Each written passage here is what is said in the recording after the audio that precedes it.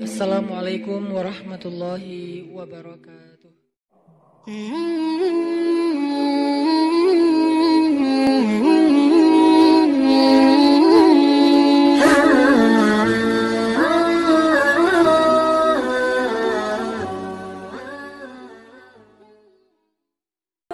Ini judul diambil dari pemahaman atau tafsir terhadap surat Asy-Syarah atau surat Al-Insyirah.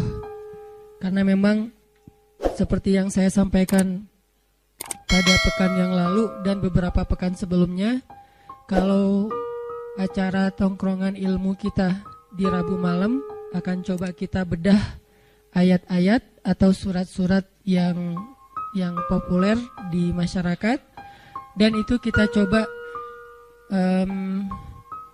jadikan semacam standar ataupun quote ataupun petunjuk dalam hidup kita. Nah, kalau sebelumnya kita membahas tentang surat Ad-Duha, surat yang bercerita tentang galau, sedih, ngerasa sendiri, terus motivasi untuk tetap berserah kepada Allah, bahwa Allah gak pernah ninggalin kita, dan seterusnya. Pada malam ini kita akan membahas tentang kelanjutan dari surat Ad-Duha, yaitu surat Al-Insyirah atau juga dikenal dengan surat Asy-Syarah. Judulnya memang agak sedikit bebas, yang jelas nanti temanya akan berkaitan dengan surat tersebut, tentang gimana caranya biar sesuatu yang bikin kita tadinya gak rela jadi rela. Gimana caranya kita rela seseorang yang dekatnya dengan kita tapi nikahnya sama orang lain.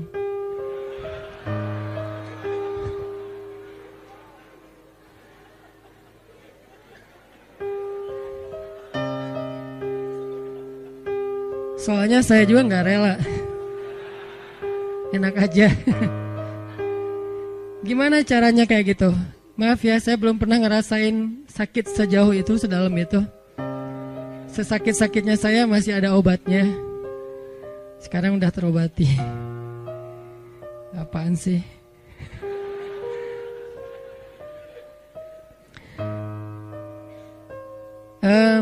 Gimana caranya kita bisa rela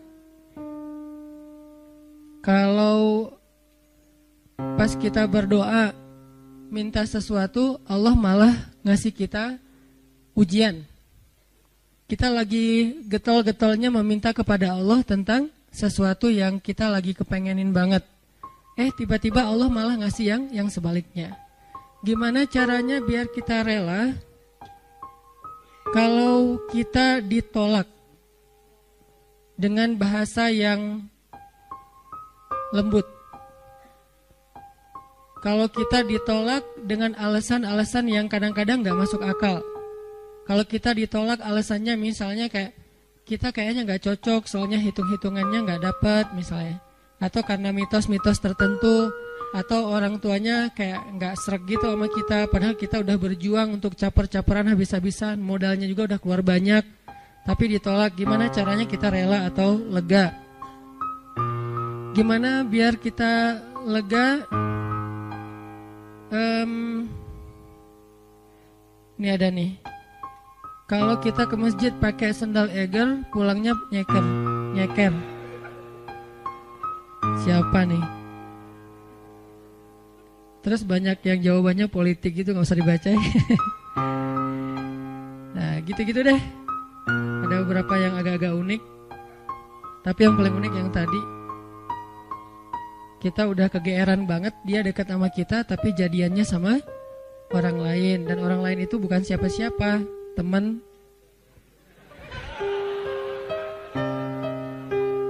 Nah, itu jahat banget. Gimana caranya kita bisa rela? Pernah gak teman-teman mencoba untuk melakukan sesuatu yang kita tuh udah siap-siap bakal gagal? Kayaknya bisa dipastiin gak akan berhasil. Contoh, kita kayak mau ngedatengin seorang calon mertua yang anaknya itu idola kampus banget, atau idola sekolah, atau teman masa kecil kayak Spider-Man atau apalah. Terus kita kayak yakin banget bahwa kita tuh bukan standar orang tuanya dan pasti kemungkinan besar akan ditolak. Cuman kan gak ada salahnya juga untuk mencoba ya. Nah, ternyata ditolak beneran. Nah, gimana rasanya tuh? Apakah kita bisa benar-benar lega dan nggak dendam sama dia? Apakah kita benar-benar bisa ngerasa lega dan akhirnya bisa maafin orang tersebut kalau dia misalnya ngezolimin kita, ngejailin kita, ngecurangin kita, nikung kita? Yang terakhir agak berat sih. Yang misalnya dia kayak memfitnah kita, ngomongin kita, mengkomen dengan hate di akun kita, meng-kick kita di grup atau nge-block kita di nomornya. Bisa nggak kita lega? Kita rela?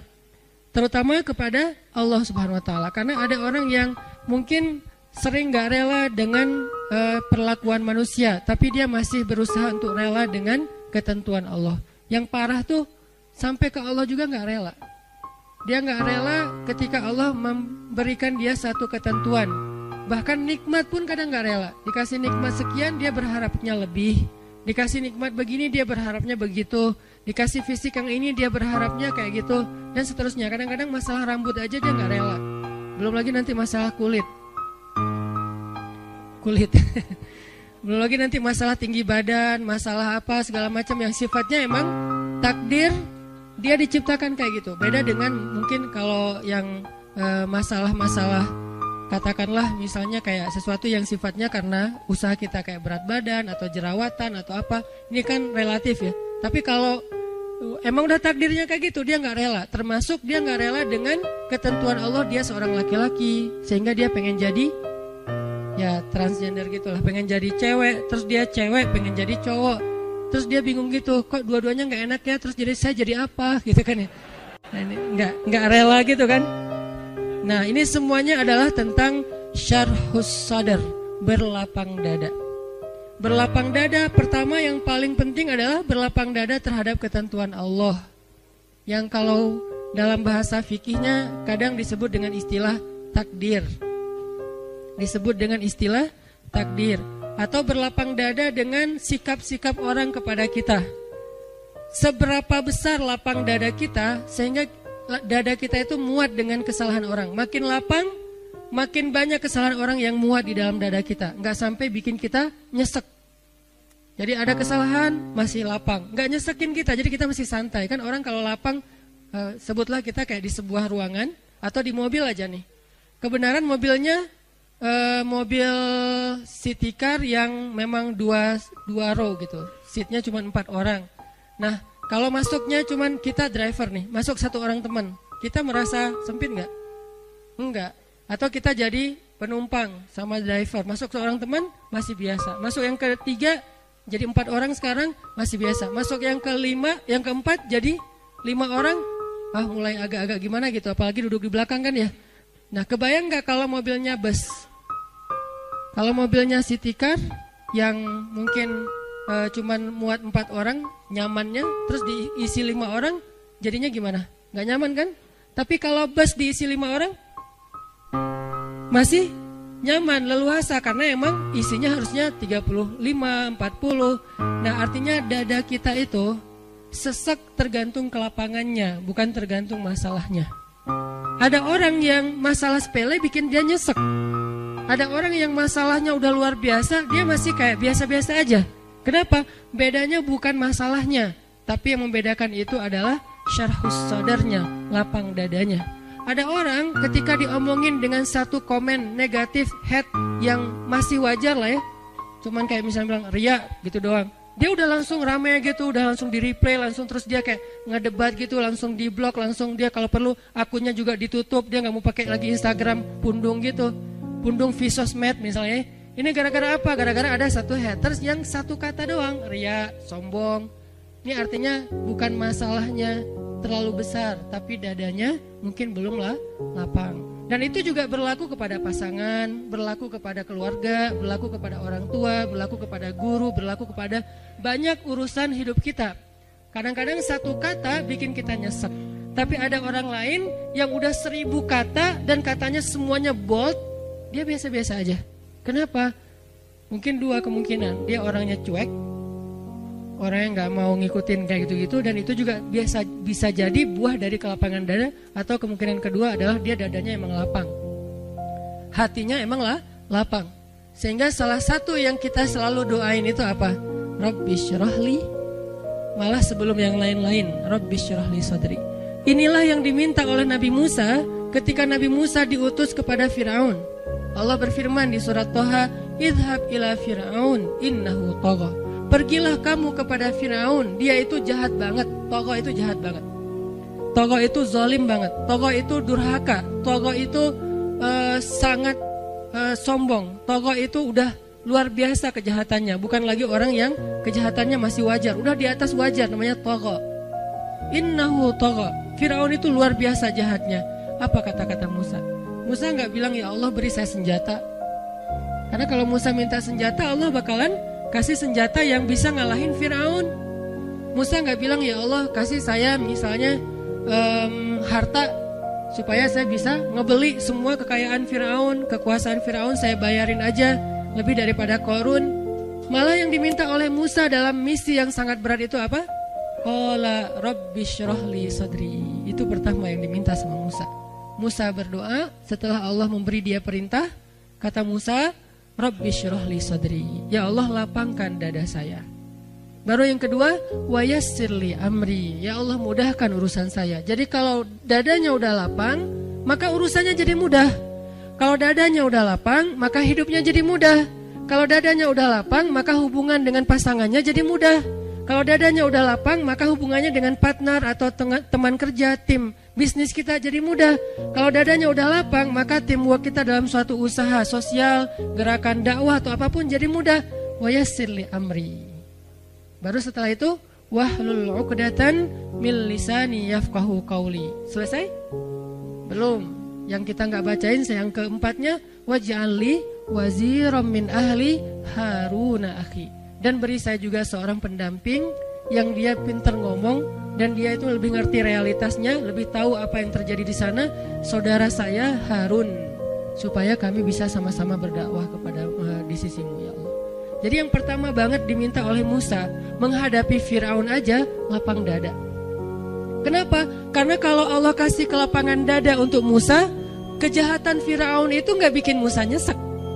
Kebayang ya, orang yang lapang dada diperlakukan oleh Firaun aja masih belum nyesek. Gimana kalau suaminya bukan Firaun? Kan banyak ibu-ibu atau istri-istri bertanya, Ustadz gimana menghadapi suami yang pemarah, suami yang galak, suami yang nggak setia, suami yang suami. Sekian banyak kesalahan suaminya. Lebih besar mana dengan kesalahan Firaun? Pastinya lebih besar Firaun. Dan kita nggak membandingkan suami dengan Firaun ya. Artinya emang ya jauh lah insya Allah. Ini bukan dalam masa dalam niat membandingkan. Tapi kalau kesalahan Firaun aja dengan kelapangan dada Musa tidak pundung, Musa tetap bisa bersabar, Musa tetap bisa menuntaskan misi dakwahnya, berarti lapang dada itu penting banget dalam hidup kita teman-teman. Sampai dengan kelapangan dada bisa menghadapi orang sekelas Firaun, berarti kan lapang dada itu penting banget ya. Yang kalau di bawah Firaun pasti akan lebih lega lagi nih. Di Firaunin aja lega, di Firaunin. Jadi diperlakukan oleh Firaun aja masih lega. Itulah yang diminta oleh Musa. Ini menandakan bahwa lapang dada itu salah satu doa yang paling penting untuk kita baca teman-teman. Bukan cuma pas mau ngomong di depan kita baca Rabbi syrah li sadri. Kapan aja Rabbi syrah li sadri, Rabbi lapangkan dada saya, lapangkan dada saya. Kalau mau pulang ke rumah buat yang udah punya pasangan, istri lagi ngambek,